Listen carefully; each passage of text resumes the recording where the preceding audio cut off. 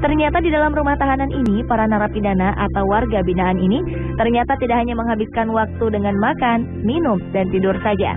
Sebagai warga binaan, petugas rumah tahanan mencari cara bagaimana mereka bisa memiliki kemampuan atau skill yang bisa dimanfaatkan untuk mencari nafkah ketika mereka bebas nantinya.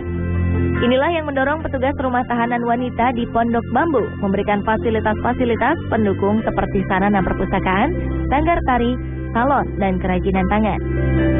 Faktanya, kerajinan tangan mendapat respon positif dari warga binaan di sini. Mereka mengolah dengan baik sarana dan bahan-bahan yang sudah disediakan oleh petugas. Mereka dapat menghasilkan karya kerajinan tangan yang berkualitas. Awalnya, kerajinan tangan yang dibentuk adalah kerajinan tangan dengan menggunakan mote atau manik-manik. Mote ini dibentuk sedemikian rupa menjadi sebuah tas, tempat tisu, hiasan boneka Barbie, tempat air mineral, hingga bentuk karangan bunga. Di kamarnya masing-masing, para warga binaan dapat mulai belajar bentuk-bentuk kerajinan dari yang paling sederhana. Setelah mahir dan ingin terus membuat kerajinan tangan, mereka bisa bergabung di workshop rutan dengan membuat desain-desain yang lebih rumit dan beragam. Belajar mote dari teman sekamar sampai bisa terus ikut kegiatan di sini di Bingker, bisa bikin keranjang, tempat tisu, Barbie, sama bunga. Hasil kerajinan tangan ini kemudian dipasarkan oleh petugas dan keluarga dari warga binaan keluar rumah tahanan. Bagian keuntungan yang diperoleh menjadi hak dari warga binaan yang kemudian ditabung kepada pengurus rutan untuk menjadi bekal mereka kelak selepas keluar dari rutan atau untuk digunakan jika ada keperluan. Nah, hasil ini sendiri 50% pembagiannya adalah untuk warga binaan pemasyarakatan.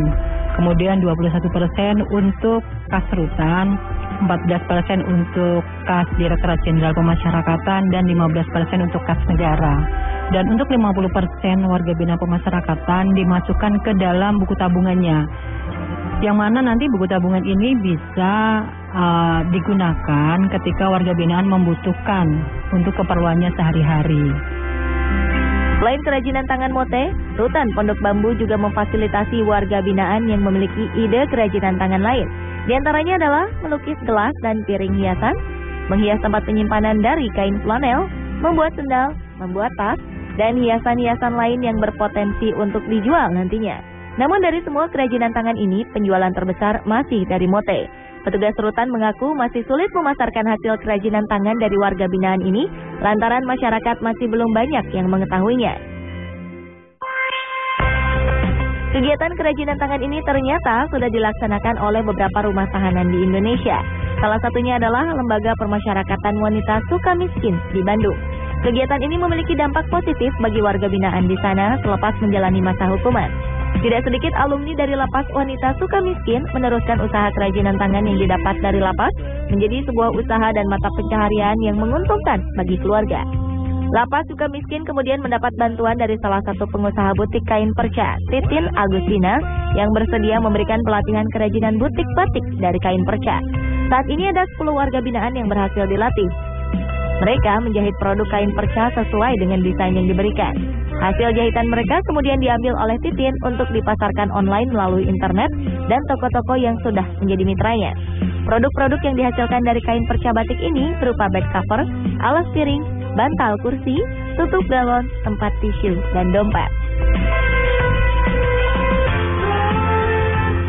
Pemirsa, inilah sisi lain wajah rumah tahanan wanita kita. Lembaga pemasyarakatan ini bukan sekedar tempat penginapan bagi mereka yang menjalankan masa hukuman, tetapi juga tempat pembinaan agar setelah menjalankan hukumannya, mereka bisa tetap diterima di masyarakat sebagai seorang warga